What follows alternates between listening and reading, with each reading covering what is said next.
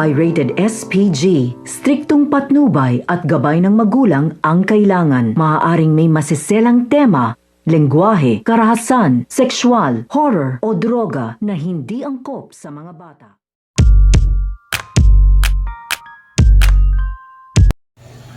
Ang pagligtas at pagbawi ng Talpos Aguila dito nga kay Cardo Dalisay. Dahil sa pagbabalik nga nila dito nga sa bahay nga ni Armando, ay agad-agad nga sila dito ipapatawag dito nga ni Armando tungkol nga sa nabalitaan nga nila. Dahil binabalita na nga dito nga sa TV na ito nga daw si Cardo Dalisay ay sinugod nga daw ito dito nga daw sa ospital. Kaya nga ito nga si General Borja at ang kanilang grupo ay masayang-masaya nga sila dito dahil buhay pa nga daw dito ito nga daw si Cardo. Dahil akala nga nila dito na ito nga daw si Cardo ay nasawi na nga daw ito dahil sa pagkakabaril nga sa kanya at sa pagbaksak nga nito. Kaya sa pag-iwan nga nila dito nga kay Cardo Dalisay ay inakala na nga nila dito na ito nga si Cardo ay nasawi na nga ito. At agad-agad nga nila dito pag-uusapan at papalanuhin kung paano nga nila dito susugurin itong ospital upang makuha nga daw dito ito nga daw si Cardo Dalisay. Kaya ito nga si Armando ay nag-offer na nga dito na tutulong na nga daw sila at sasama na nga daw sila dito nga daw sa pagbawi dito nga daw kay Cardo. Dahil naisip nga dito nito nga